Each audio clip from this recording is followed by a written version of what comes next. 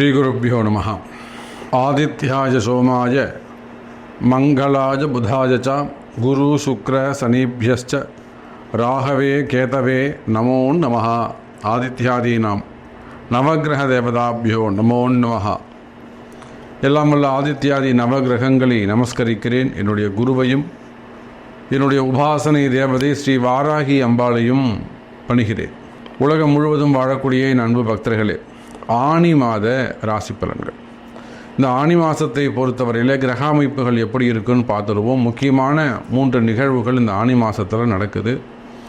காரணம் என்னென்னு கேட்டிங்கனாக்கா, நீண்ட நாட்களுக்கு பிறகு சூரியனும் சுக்கிரனும் மிதுன ராசியிலே சனிக்கு 5ஆம் பாவத்திலே சஞ்சாரம் செய்கிறார்கள். சூரியனும் சுக்கிரனும் எப்பவுமே சேர்ந்து வரக்கூடிய ஒரு கிரகங்கள் தான், நம்ம எல்லாருக்கும் தெரியும். மிதுன ராசி அப்படிங்கிறது ஒரு மோட்ச ராசி வீடு, அதுவும் நம்ம எல்லாருக்கும் தெரியும். அதில் சனி பகவானுக்கு திரிகோணத்திலே சூரியன் சுக்கிரன் அமைகிறார்கள். திரிகோணத்தில் அமையும் பொழுது நிச்சயமாக அந்த மாதத்தில் பல மாற்றங்கள் ஏற்படும். பல வகையான மாற்றங்கள் அந்த ராசி அன்பர்களுக்கு பல வகையான மாற்றங்கள் ஏற்படும்.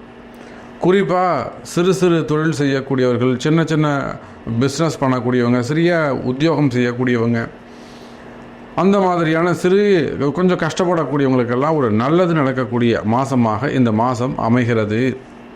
அதோடு மட்டுமல்ல, அந்த ராசிக்கு சனியும் சூரியனும் திரிகோண தொடர்பு வருகின்ற பொழுது அரசாங்கம் சார்ந்த அரசு அதிகாரிகள், அந்த அரசு அதிகாரிகளுக்கு இருக்கக்கூடிய பிரச்சனைகள் அல்லது அந்த அரசு அதிகாரிகளுக்கு இருக்கக்கூடிய ப்ராப்ளங்கள்லாம் கூட கொஞ்சம் ரெட்டிஃபை ஆகிறதுக்கு, சார்ட் அவுட் ஆகிறதுக்கான வாய்ப்புகள் உண்டு. நிறைய அரசு அதிகாரிகளுக்கு பதவியில் முன்னேற்றங்கள், பதவி உயர்வுகள் வருவதற்கான வாய்ப்புகள்லாம் நிறைய காத்திருக்கு. குறிப்பாக அரசியல்வாதிகள், அரசியல் தலைவர்கள், அரசாங்கம் சார்ந்த உத்தியோகம் செய்யக்கூடியவர்கள், அரசாங்கம் சார்ந்த தொழில் செய்யக்கூடியவங்க, இவங்க எல்லாருக்குமே கூட இந்த ஆனி மாதம் உயர்வான மாதமாக அமைகிறது. எப்பொழுதும் போல காலபுருஷனுக்கு 2வது வீட்டிலே குரு பகவான்.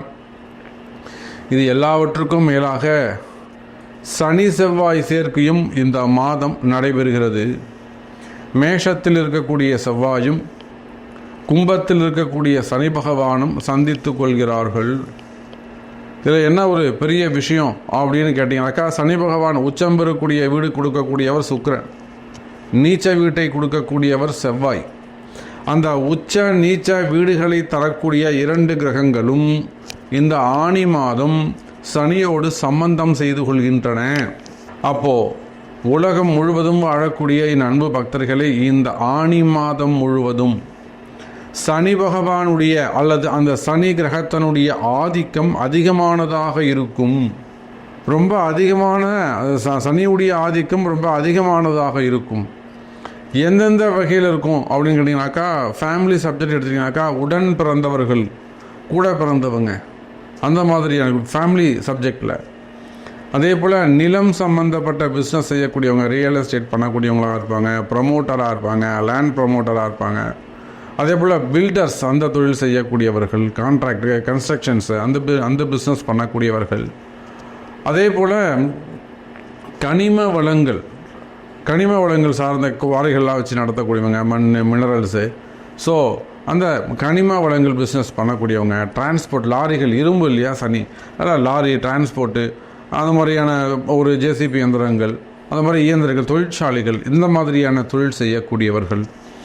அதே போல் போலீஸ், காவல்துறை அதிகாரிகள், சனியும் செவ்வாயும் சேர்ந்தால் காவல்துறை அதிகாரிகள்.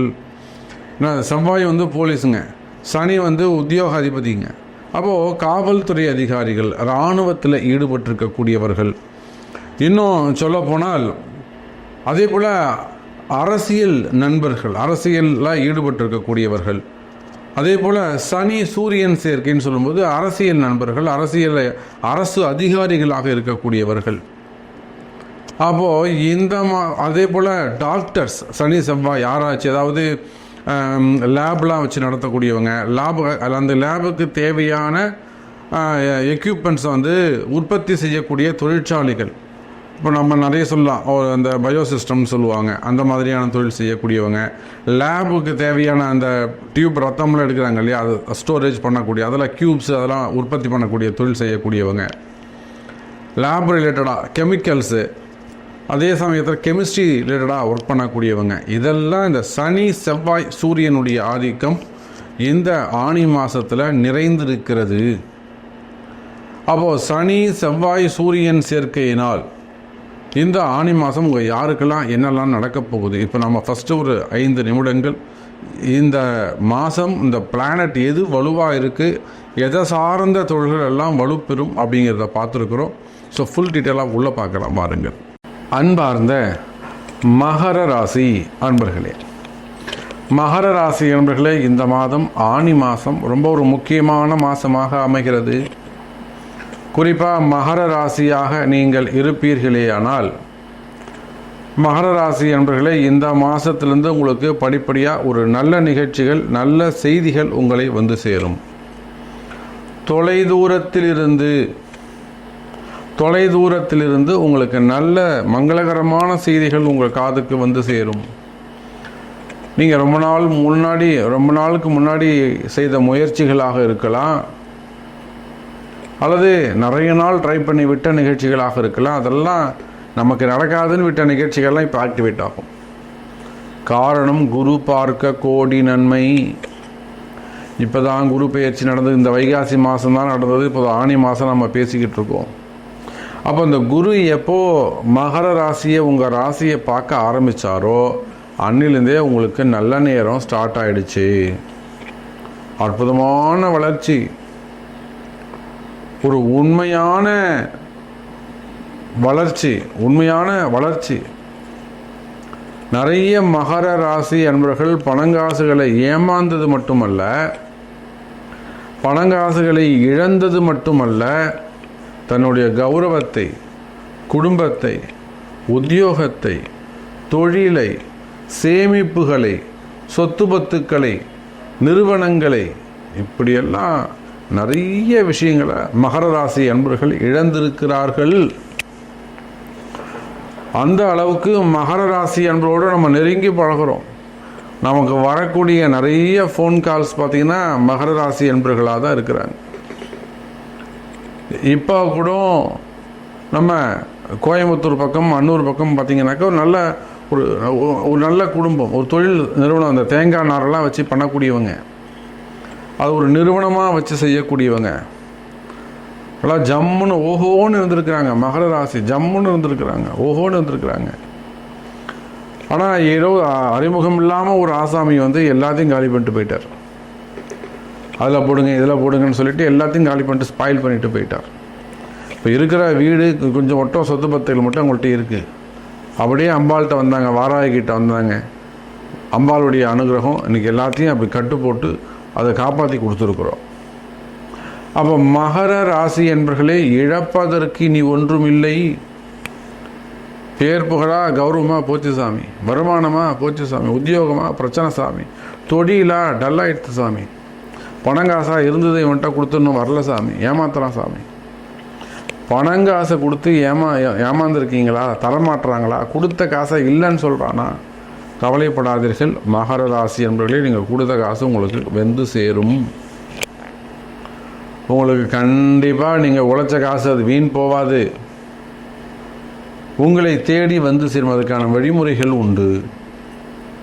அப்போது மகர ராசி என்பர்களே, கடந்த கால கஷ்டங்கள் எல்லாம் விலகி, ஒரே வரியில் உங்களுக்கு சொல்லணும்னா இந்த ஆனி மாதம் உங்களுக்கு எப்படி இருக்கும்னா, கடந்த கால கஷ்டங்கள் எல்லாம் விலகி நல்ல முறையில் ஒரு வளர்ச்சிக்கான மாதமாக இந்த மாதம் அமைகிறது. அப்போ அதுக்கு நீங்கள் என்ன செய்யணும், அந்த வளர்ச்சி உங்களுக்கு கிடைக்கணும்னு சொன்னால் நீங்கள் என்ன மாதிரியான முயற்சிகள் எடுக்கணும், நீங்கள் என்ன மாதிரியான வெற்றிகளை நீங்கள் தேட வேண்டும் என்று சொன்னால், மகர ராசி அன்பர்களே, அது உங்களுடைய பிறப்பு ஜாதகம்தான் பேசும். குறிப்பாக வாராகி வழிபாடு செய்வது சிறப்பு. அமாவாசை அன்றைய தினம் அகோர வீரபத்ர சுவாமியை வழிபாடு செய்வது சிறப்பு. மகர ராசி அன்பர்கள் இரவு பொழுதிலே, அதாவது அது அஷ்டமியாக இருக்கலாம், நவமி, அஷ்டமி, நவமி மற்றும் துவாதசி, அதே போல் அமாவாசை போன்ற இரவு பொழுதிலே ராத்திரி 8 மணிக்கு மேலே அகோரமூர்த்தி, அகோர வீரபத்ர சுவாமியை வழிபாடு செய்வது சிறப்பு.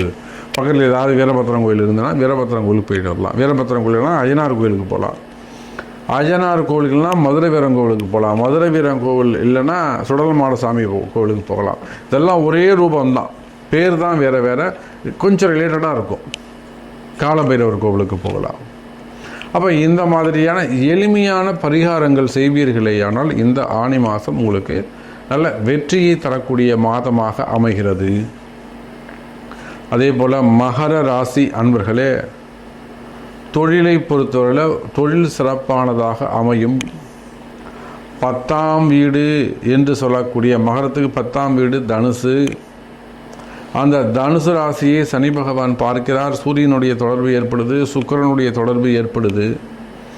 சனியும் சூரியனும் இணைந்து தொழில் ஸ்தானத்தை பார்க்கிறார்கள்.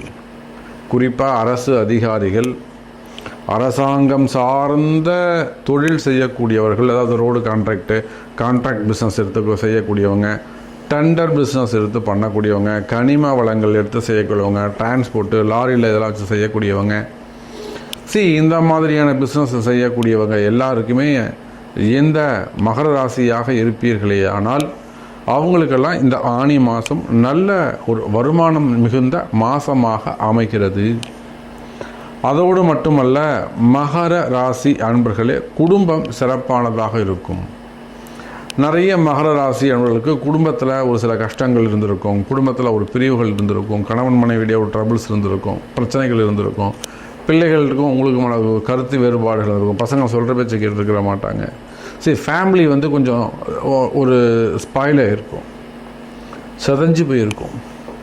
அப்போ அந்த மாதிரியான கஷ்டங்கள், குடும்ப கஷ்டங்கள் இருக்குமே ஆனால், உறவு முறைகளில் கஷ்டங்கள் இருக்குமே ஆனால், அல்லது வேறு ஏதேனும் உறவு முறைகள் சொந்த பந்தங்களால் வந்த செய்வினை கோளாறுகள், மந்திர மாந்திரிக தோஷங்கள் அந்த மாதிரி ஏதேனும் இருக்குமே ஆனால், நிச்சயமாக எனதருமை மகர ராசி நேயர்களே, சின்ன சின்ன பரிகாரங்கள் செய்வது மூலமாக அவையெல்லாம் உங்களுக்கு விலகும். இறுதியாக திருமண யோகத்தை பொறுத்தவரையில் இந்த மாதம் திருமண யோகங்கள் கைகூடும். குறிப்பாக தடைப்பட்ட திருமணங்கள், தள்ளிப்போன திருமணங்கள், முதல் திருமணம், 2வது திருமணங்கள், இன்னும் சொல்லப்போனால் வயோதிக திருமணம், 35 வயசாகுது, 38 வயசாகுது பொண்ணுக்கு 40 வயசாகுது சாமி, இன்னும் கல்யாணம் நடக்கல. அந்த மாதிரியான கம்ப்ளைண்ட் இருக்குமே ஆனால் கவலை வேண்டாம் எனதருமை மகர ராசினியர்களே. நிச்சயமாக பெண்களுக்கும் ஆண்களுக்கும் திருமண யோகங்கள் கைகூடும். மகர ராசினியர்களே, இது நேரம் வரையிலும் ஃபஸ்ட்டு ஒரு 7 நிமிஷம் ஜென்ரல் டாபிக் பேசியிருக்கிறேன்.